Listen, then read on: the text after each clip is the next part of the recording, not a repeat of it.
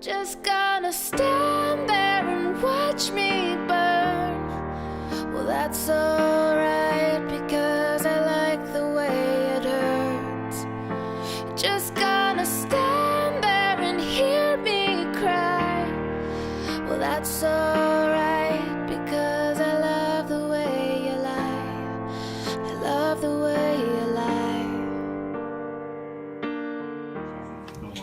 Because words can hurt just as bad as being slapped in the face with a hand, someone telling you something negative about yourself, or harsh words. They're painful, and especially when you're young and you're self-conscious about everything, your body, your social status, the way you dress, the way your hair looks. Anything negative can do harm. It can do long-lasting harm. So yeah, I think it's just as bad as physical abuse. Well, teenagers or most people, emotional things can stay for a long time. If someone, let's say, criticizes or abuses someone emotionally, that may linger on for days. If someone hits someone, maybe the pain's gone in a day or two. So emotional pain is usually more damaging. And it's actually, I would say, damaging to the person's soul, the very core of the person. I think that name calling can be a problem even if you're joking, because it can lead you to normalize that type of behavior, and your intent isn't always going to be what the other person takes it as. So something might affect someone in a way that you don't intend it to. Even if you think it's a joke, they might not. So yeah. I think verbal abuse is just as bad as physical abuse in any relationship, because it can really affect the person's confidence and self-esteem, and can have a lasting effect.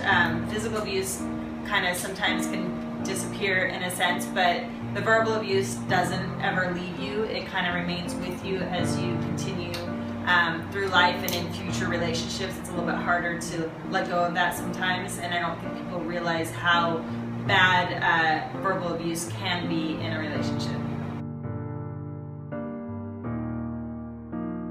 Just like joke around with each other and like call each other names and stuff, but sometimes they take it too far. Things that we have in the school is kind of like name calling. We tend to have it like kind of like a joke, kind of, but we don't really think of the precautions of what kind of happens when we name that person, because we're kind of like labeling them, so because we don't know like their story and what they have in their past. I see emotional abuse around campus when people just have like playful jokes, but sometimes they have mean undertones and kids can take them the wrong way.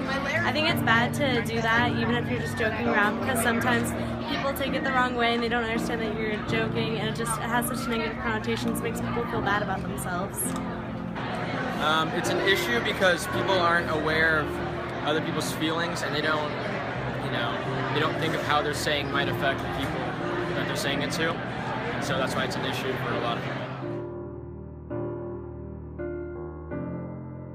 And I think the facts are that there are more men who abuse than women.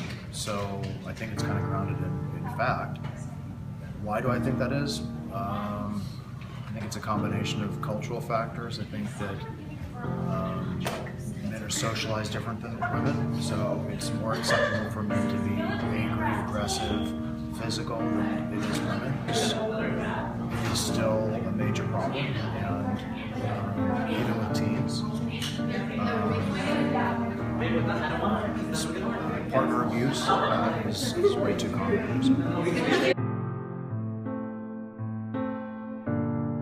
I think that all forms of abuse are extremely impactful, but typically in a lot of case studies that I've seen or researched, sexual abuse has a humongous impact on teenage years. Sometimes people try to cope with sexual abuse with substance abuse.